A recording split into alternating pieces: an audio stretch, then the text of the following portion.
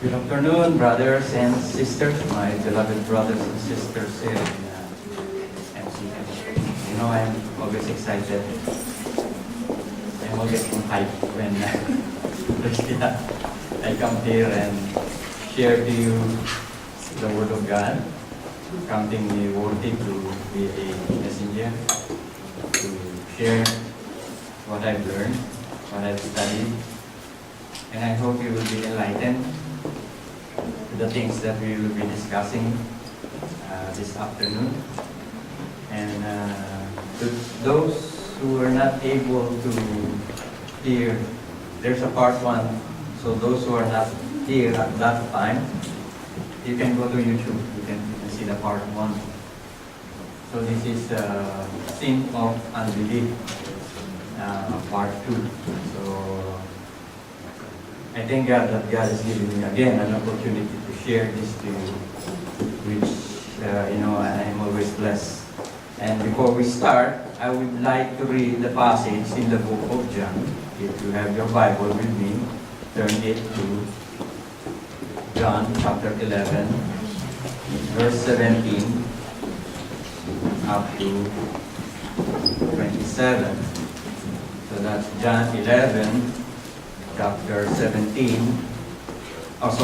11, verse 17 to 27. And I would like to request everyone please to rise as we read the Word of God.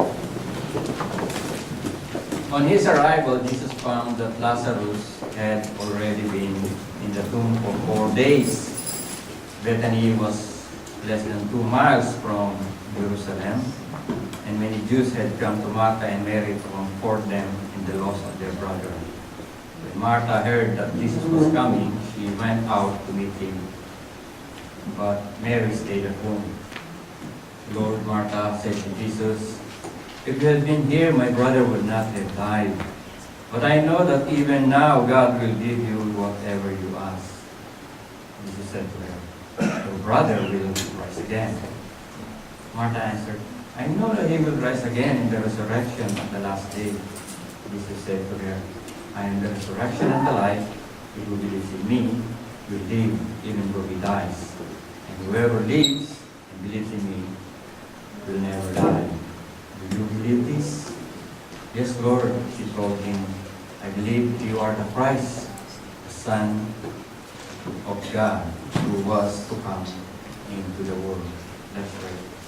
Father God in heaven, again, O Lord, we are blessed to be here, to hear, listen, study your Word, O God. We pray that we may be enlightened.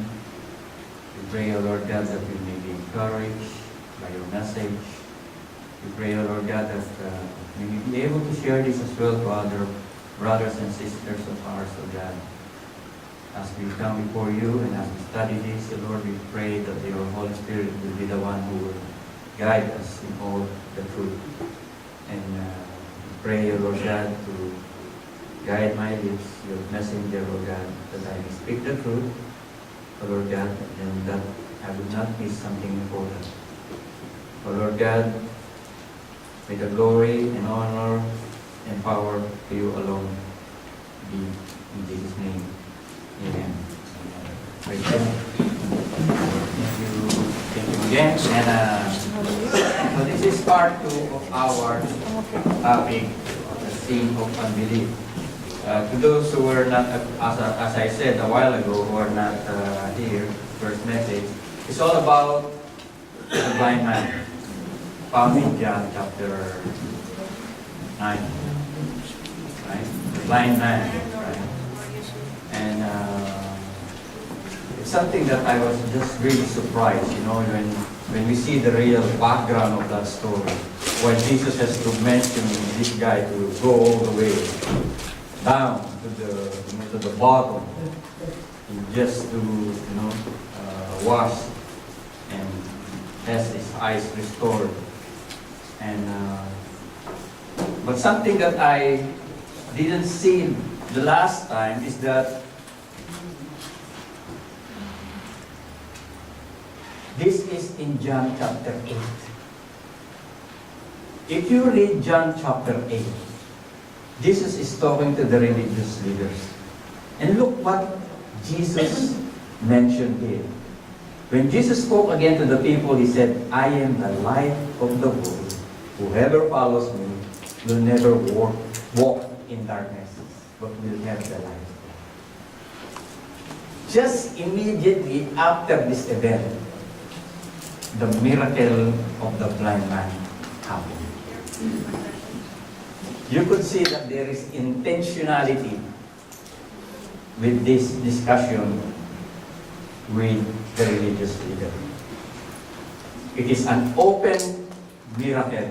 It is a miracle that is designed by God to be seen by all the people. Because during this discussion, the Pharisees and the religious leader are asking Jesus or telling Jesus, your testimony is not valid. So, this is the discussion in 8. So when it comes to chapter 9, you want proof? You want evidence? That's how John chapter 9 came about. It is a miracle that is designed by God to be seen by everyone. So that no one will have the reason to doubt what Jesus is claiming to be the Son of the living God, the Messiah, which was promised. Interestingly, if we go another verse, you would see this. 51. Verily, verily, I say unto you, if a man keeps my saying, he shall never see death. He will never see death. Jesus is talking about death. And something that is after chapter 9, we will see this story. You see the connection? Jesus is talking about darkness and blindness and seeing light, talking about death. And then after chapter 8, you will see chapter 9 and chapter 11. One is talking about the blind man, and the second one is talking about a dead man. I was just blown away. I didn't know that it was mentioned in 8. Before Jesus performed those two pivotal miracles, he was already telling the people that he has the power, that he is capable to restore the sight of a blind, and not only restore the sight of a blind man, but also to raise the dead. And people are still doubting. They still didn't believe. There is no reason not to believe, because the evidence are overwhelming, and Jesus has already proved himself again and again that whatever he claims, he is able to perform, and he is able to do it. Now this evidence, if you look at it, for the blind man mostly, it's an evidence for the unbeliever. But if you look at the story of Lazarus, mostly this evidence is for the believer. Now I have a question. What do you call those people who don't believe? Simple. Unbeliever. Right? So what do you call those people who believe, who are a believer, but don't believe? What do you call them? They are believer, but they don't believe. Doubter? I said US. What is US? Us. We believe, but we only believe partially. We don't believe completely. We only believe when it suits us. We only believe when it favors us. We only believe when we don't have anything to lose. Let's study this story. This is the longest narrative, continuous narrative story in the Bible. It's the longest one. That's why I said, how could I already have 10 minutes past. How could I squeeze this in 45 minutes? And I was just studying this since yesterday and before that. And I wake up 8 o'clock in the morning. I wake up around 7 this morning, and by the moment I wake up, I'm still twitching it. I'm still, there's still more and more that is being added. But anyway, let's just see. As I said, these two miracles are pivotal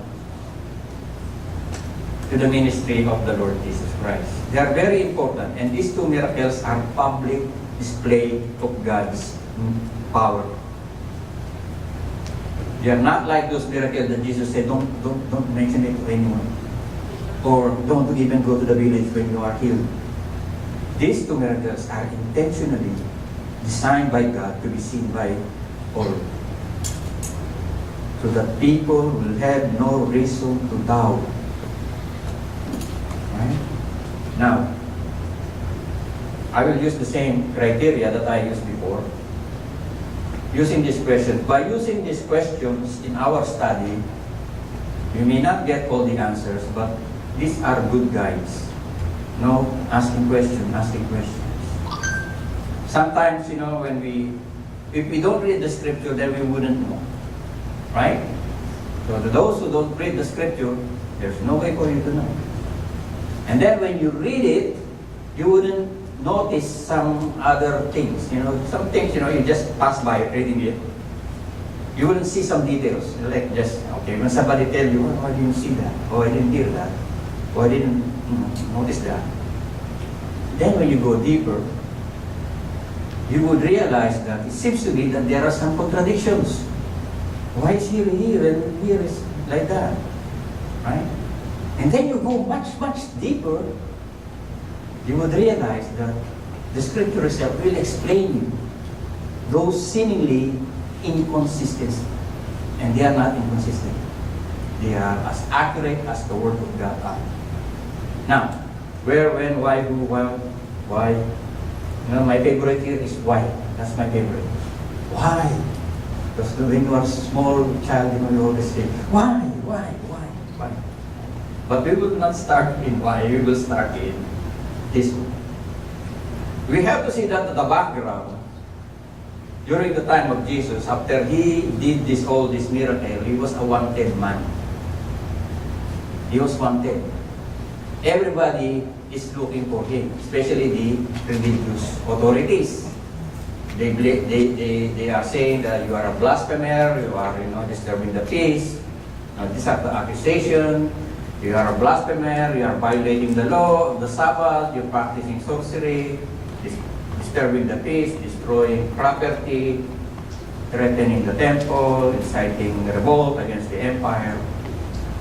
So if there is a wanted poster, it will be like this. So putting in mind that Jesus is a wanted person, people are looking for him. They are looking to seize him, to catch him, and to kill him. Now, if you look at the scene of this story in John chapter 11, let's move forward. When did it happen? What time is it? We will find out that this, in John chapter 11, it says there that now the Passover of the Jews was near. So this is an event that happened close to the Passover. And we all know that Jesus died during that time. So this is very close before he would be crucified. Very close to that point. That's why if you look at the miracles, they were really designed by God to, so that these religious leaders who really hate Jesus, they're being, like it's like a trigger to really catch this person and kill him before the Passover, because they really hate him so much. So display of power of God became a reason for these religious leaders to kill this guy. That's why the high priest said, it's expedient to kill one person rather than for all of us to suffer. So it happened just before the Passover. Now, who are involved? Who are the people involved? Who are the people who witnessed this, miracle of God? I put something in there. There was, of course, Lazarus of Bethany, Mary and Martha, the sisters. The disciples were there. Of course, Jesus is there, and the Jews. But if you look at it, aren't they all Jews? They are all Jews, right? But when John writes the word Jews in there, he was referring to the religious Jews or the religious authorities, the Pharisees, the Sadducees, or the scribes. So that is what it meant when you see Jews in the book of John. Now, where? Where did it happen? Where was Jesus and the disciples? And where is Bethany? Where is Bethany? Right? The scripture says that Bethany is around 2 miles. 2 miles away from Jerusalem. So, it's not that far, 2 miles, right? But where were Jesus and the disciples? Look again, in verse 39, you could see here that they were trying to seize Jesus, and he eluded their grasp, and he went away again beyond the Jordan, to the place where John was baptizing. Now, if you read your Bible in John chapter 1, verse 28, you would see that the place where John is baptizing is Bethany. But this is beyond the Jordan. If it's just 2 miles away from Jerusalem, this cannot be. It cannot be. Also, if you are walking, the messenger of Martha and Mary took them 1 whole day to reach Jesus. Right? Took them 2 days. Back and forth. Right? If it's just 2 miles, as one of our brother asked me one time, if it's just 2 miles, why it took 1 day? It will not take me 1 day to walk 2 miles. These are the things that I said, seemingly doesn't make sense. Doesn't make sense. Because it took 1 day for the messenger to reach Jesus, stay there for another 2 days, and then traveled another. So, the guy went 1 day, reached Jesus, stayed 2 days, and then Jesus and his disciples went back another day. So how many days Lazarus was dead? 4. The math is correct. But the 2 miles doesn't make sense. Because you don't travel 1 whole day for 2 miles. Right?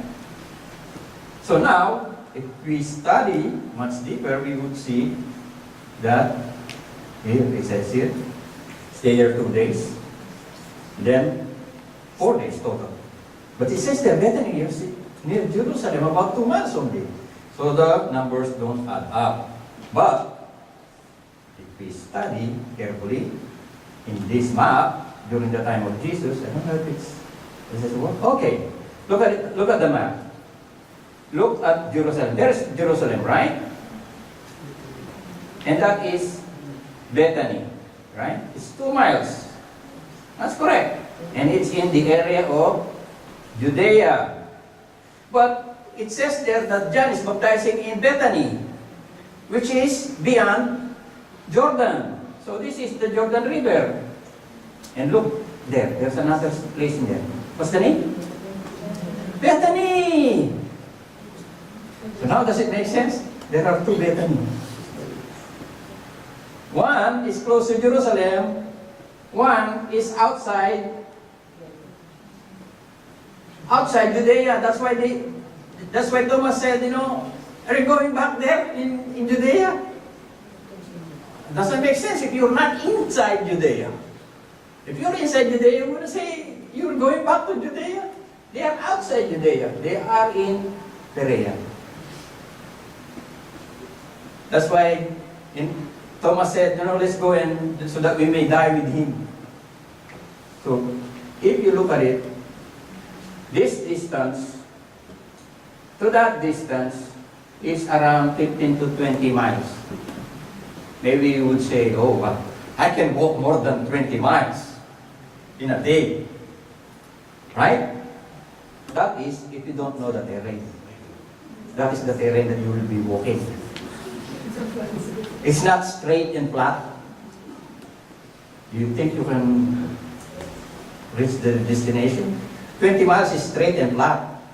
That is in the map. But when you go to the area, you would see you have to cross the river, you have to cross the hills, mountains and valleys, and it's not straight. It's zigzag up, down. Now it does make sense why it took him, the messenger, one whole day. Now it makes sense. Right? Now let's move forward. Why did Jesus waited? Why did Martha speak to Mary secretly? Maybe you wouldn't notice this one. Anybody notice this one? That word? Maybe you didn't even pay attention. When you see this word, oh, just pass by. Okay, Martha speaks secretly. Oh, it's nothing. Okay, let's move forward. Why did Jesus wept? Oh, it's simple. The Bible says, see how he loves him. Okay, let's see. Why was Jesus angry? Why was Jesus angry? Where? I never saw that. Did I miss that? Jesus was angry? Let's see. Let's see. Why did Jesus wait? Jesus mentioned it. But when Jesus heard that, he said to it, this sickness is not to end in death, but for the glory of God, so that the Son of God may be glorified by it. So that you would see that what I say is true. That I am the Son of God, that I am the Messiah sent by God to save mankind from their sin. To give glory to God. To prove that God exists. To prove that God is sending His Son to die on our behalf.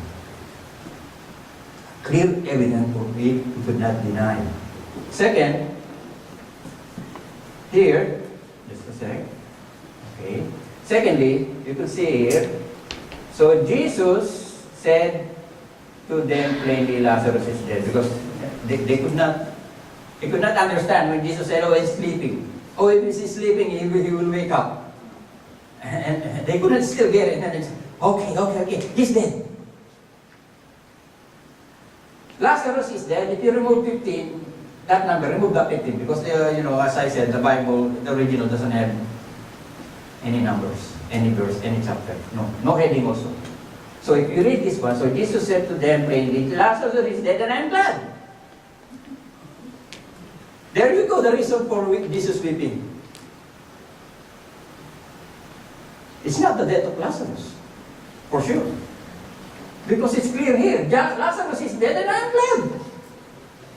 And if you are glad, would you weep? Unless it's a tear of joy. But tear of joy is something. Tear of joy is not when somebody died. Tear of joy maybe when parents receive some gifts from their children. Or from their children that, have been gone for a long time and then they came back. Maybe that's tear of joy. But when somebody dies, it's not tear of joy. So here we could see already that it is not Lazarus' death is the reason for Jesus weeping. It must be something else. Does it make sense? I am glad for your sake that I was not there so that you may believe, but let's go to him. That's it, so that you may believe. As I was saying a while ago, what do you call a believer who doesn't believe? The disciples are. So that you may believe. Because they don't believe. Or they believe partially, like us, partially. Not completely. And if you look at the word there, glad, this is the Greek equivalent of it, and it says there, to delight in God's grace, literally to experience God's grace, to be conscious for His grace. What Jesus is actually saying here, you know, Lazarus is dead, but I rejoice and I am glad because by God's grace, you would see this. You would see this miracle. Because if we go there and he is only sick and I heal him, that's okay. It's normal. Right? That's why Jesus is saying that I am glad, I rejoice, I delight, because God has given you this grace to witness it, has given you this opportunity to witness God's grace in action.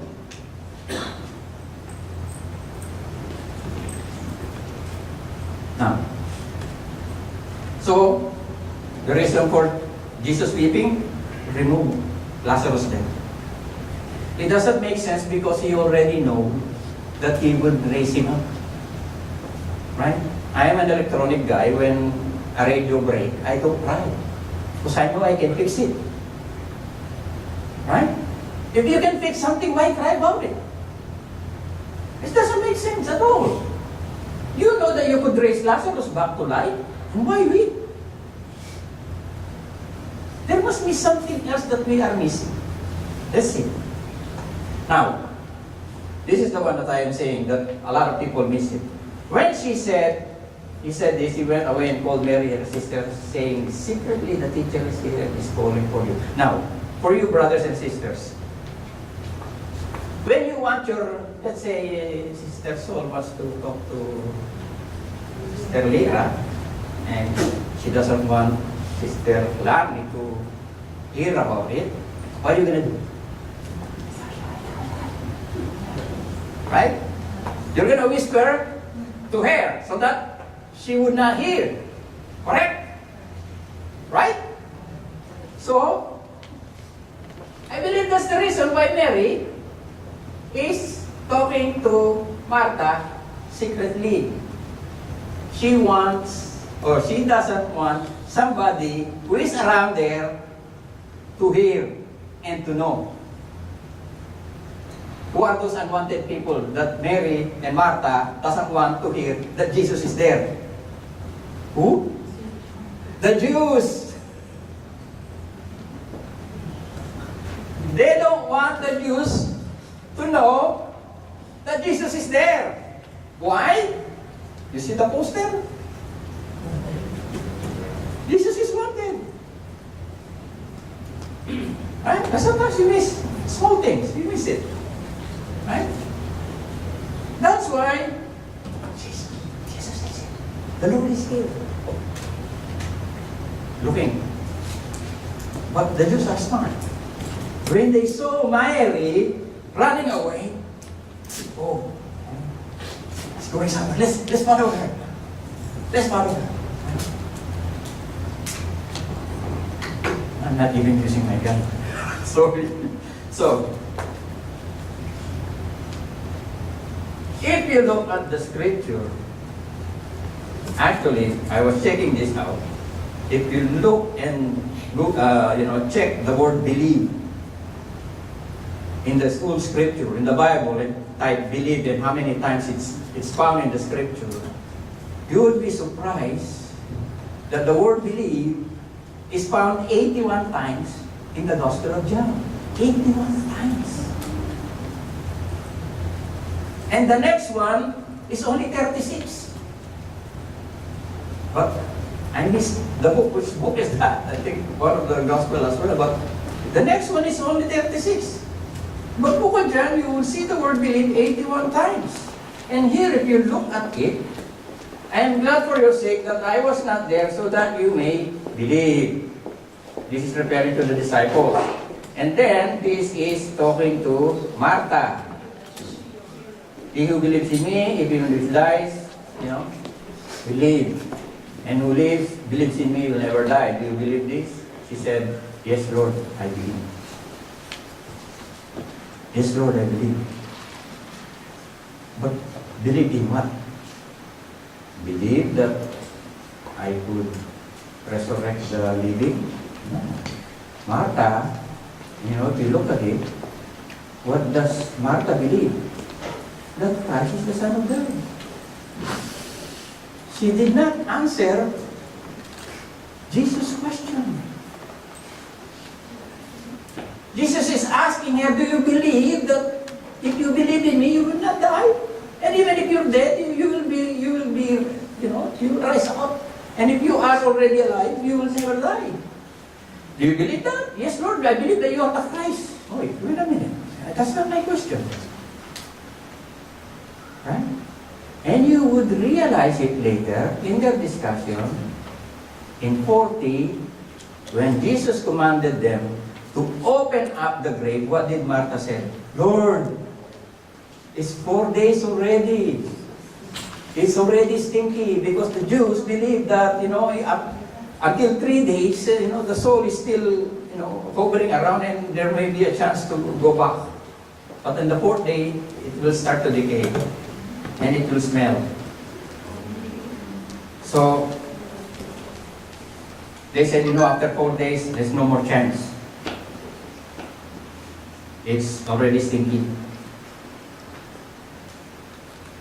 But Jesus said, did I not say to you that if you believe, you will see the glory of God? Did I not say to you, if you believe?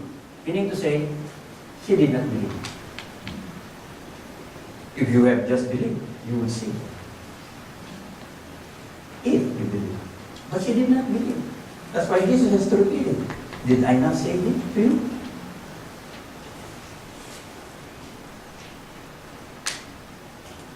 Now, if you would ask the reason why Jesus is weeping, I believe it's this. I believe the reason why Jesus wept is because of our unbelief, our lack of faith, our lack of trust in God. When we don't believe, what we are making what we are making of God? We're telling God, you are a liar. Or we're saying to Him, oh, you are impotent. You cannot do what you're saying. Or you're lying. That's how we say to God when we don't believe what we say. You are telling Him, you are a liar. You cannot do what you're telling. And that is hurting for God. Because He does everything, for us to be saved, and still refuse to believe. We still rely on our own, ways or our own schemes. We don't fully trust God, especially with money. When you see the numbers, doesn't add up.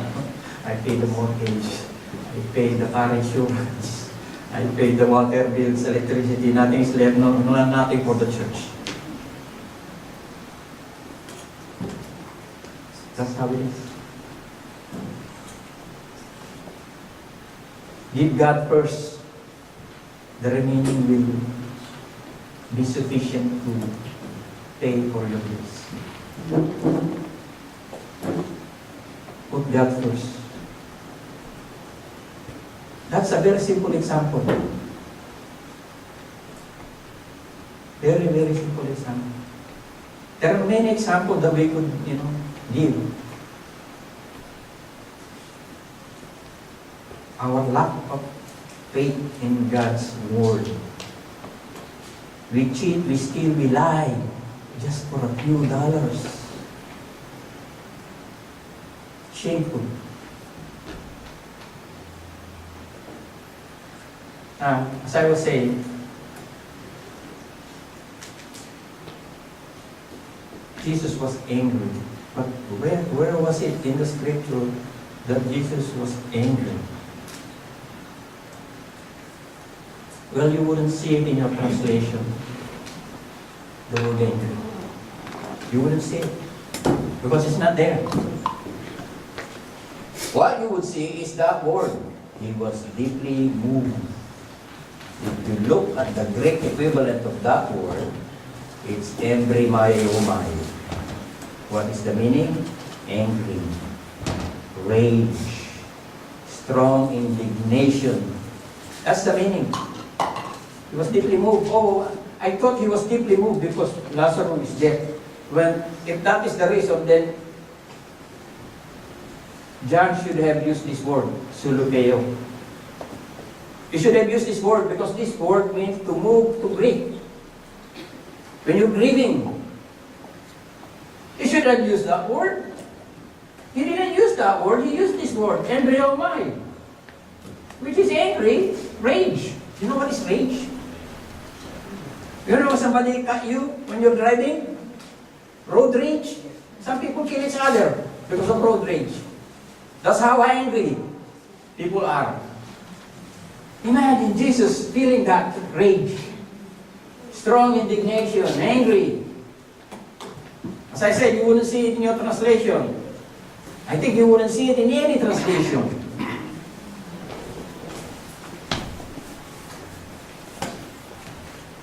Are you surprised? I was surprised. Why? To whom was Jesus angry? He was angry for sure. But to whom? Read the passage and see where are those two words. Actually, I only put one, but there are two. Right? And that is found in, this one is 33, if you read. I encourage you, brothers and sisters, go back to this story. After this, go back. Read it again. Study it again. The next one is in verse 38. Okay, let me read it. This is what it says here. Therefore, when Mary came to Jesus and saw him and fell at his feet, saying, Lord, if you had been here, my brother would have not died. That's Mary. When Jesus therefore saw her weeping, and the Jews, okay, who are this unwanted, the Jews are there, followed Jesus because they knew that, Jesus must be here, but why is she running away? Must be, meeting somebody, so let's go and follow her. Who came with her also weeping. For sure, the weeping of Mary is genuine because she lost her brother. I don't think the weeping of the Jews is genuine because they were there only to spy. They were searching for Jesus. And where is the best place to go to find Jesus? Of course, in the burial of his best friend. Right? If you're looking for somebody, find somebody who died, who is the best friend of this person who you're looking for. Go there. For sure he will come. And sometimes we misunderstood what the religious leader said.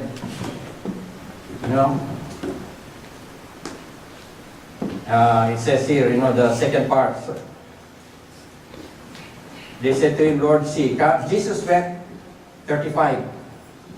So the Jews were saying, so how he loved him? That's why we made the conclusion, Jesus wept, because the passage says, see how he loved him. But we misunderstood this passage. I believe we misunderstood it. You know what it really means to me? See how he loved him? This is what it means to me. See, I told you how he loved him. That he took his life, he took the risk of coming here That's how he loved him. Because he knows that we're looking for him. That's why he went beyond the Jordan. And Thomas said, let's go and so that we will die. Does it make sense now? See how he loved him? He took the risk to come here. He was a wanted man. And this is close to Jerusalem. It's just 2 miles away. He took the risk to be caught. Just to come and see Lazarus. Now, one thing they didn't know is that this miracle is intended for them. That they didn't know. So Jesus again being deeply moved, oh wait a minute, just to say, but some of them, religious leaders, could not, this man who opened the eyes of the blind man. Who's this blind man mentioned here? There are many blind men, Jesus healed, but which one is the one that is seen by everyone? John chapter 9, the one that we discussed last time. Could this man who have made this blind man see have prevented from dying? So Jesus again being deeply moved within. If you look closer, this word deeply moved, it is always following the comment of the religious Jews. Why? Because of their unbelief. And I would like to borrow, Pastor Adel's verse. But before that, you will see that in Mark chapter 3, verse 3 to 5, this is what is happening. He said to them that the man with the withered hand get up and forward. And he said, lawful to do good and harm the Sabbath, to save life or to kill. But they kept silent. Who are these to keep silent? Religious leaders. Look what Jesus is, what he feels. After looking around at them with anger, grief at their hardness of their heart. That same emotion, anger and being grieved. What is the hardness of the heart? Because of their unbelief. That is the one that caused God to be angry. It's not that God wants us to believe without proof. The thing is, the proof is overwhelming and still they didn't believe. That's the problem. It's not just, Christians are following blind faith. No. Our faith is a basis, as proof. It's not something that, the Bible says, that's why we believe it. No matter what it says, we just believe it. No. There are proofs. But when you are faced with overwhelming proof and you still don't believe, that makes God angry. You have no reason not to believe and still, you still don't believe. That's the problem.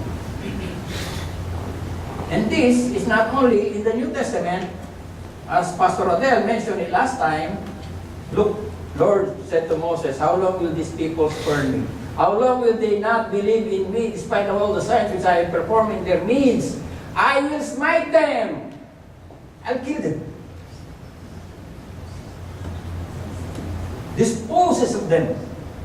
And I will make you into a nation greater than mightier than them. This is what Pastor Rodel just mentioned last week. God is in you because of unbelief. Hardness of heart. When we have overwhelming evidence that what God says is true and still refuse to believe it. When God says, seek ye first the kingdom of God and His righteousness, and all these things will be added unto you, He means what exactly He says. If you put God first, all things will be added.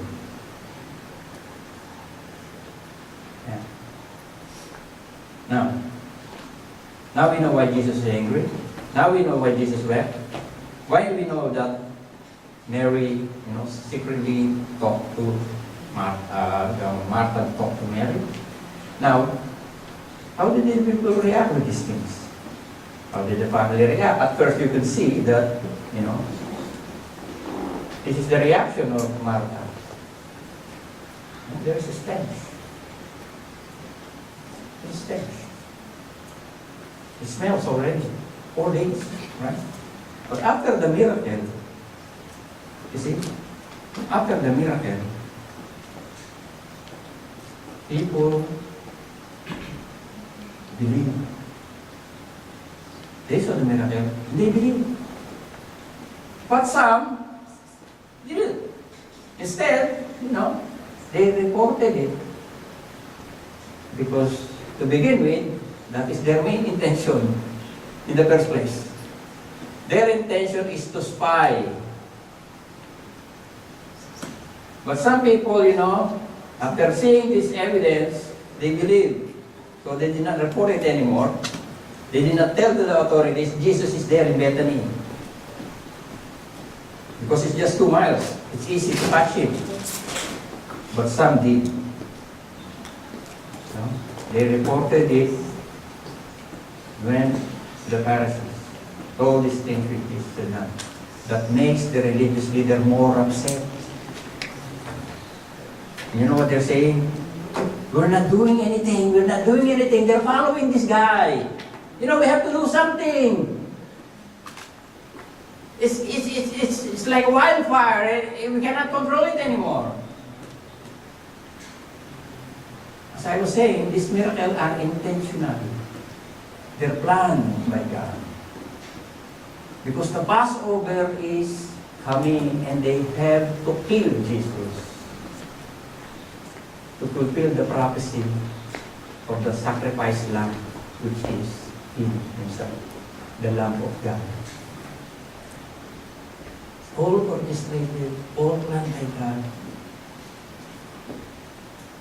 And also to prove what Jesus claims, that he who believes in me will not walk in darkness. That he who believes in me, even if he dies, will live again.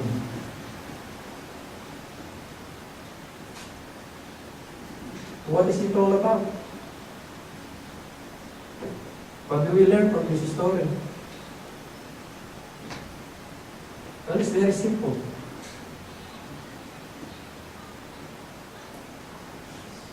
Jesus claims to be the Son of God, claims to be the Messiah, and He has proven it. And we have no reason, zero, no reason at all not to believe Him. And when we don't believe in Him, we're saying to God, you are a liar and you cannot perform what you're saying. That is what is, God is like hearing. Our lack of faith, our lack of trust, our scheming, doing this, doing that, bending the rules. It's just very sad. That's why I entitled it The Sin of Unbelief. If we only know the extent of how God feels when we don't believe, it hurts Him. The thing is, we could have been saved, the grief, the pain, the sorrow, the sadness, we could have been spared with all of this if we just believed. If Martha had believed Jesus, he would not have been sorrowful, correct? She would not have been grieving. She would have not been, my brother is dying. No. If she believed, if he didn't believe that God could do things,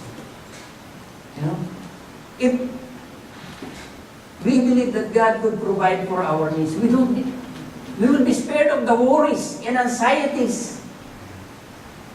Correct? And the thing is, Jesus is telling us that already, and we still don't believe.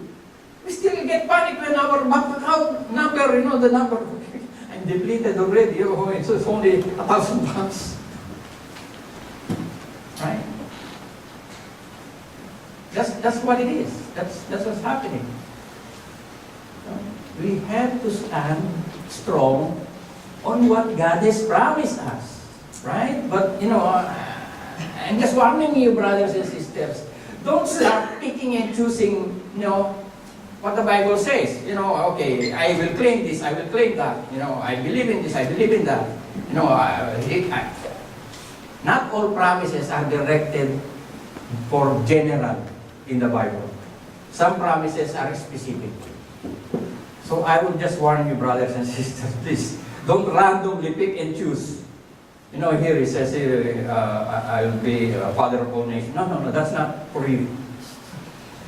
No, that promise is not for you. That promise is for Abraham, right? Oh, my kingdom, will never end. No, it's not for you, right? And I heard Sister Cindy said last time in our Bible study, God never heals everyone. Right? No. God never heals everyone. Even Jesus did not heal everyone. If Jesus healed everyone, then supposed to be there are no more sick people after that. But you could see that people were healed after that. In the book of Acts, people get healed after that. He didn't heal everyone. Paul actually is praying for healing. He didn't get healed. That doesn't stop us from praying for healing. Right? We still pray for healing. But what I'm saying is, we could pray for healing, but we have to, embrace the fact that not everyone gets healed.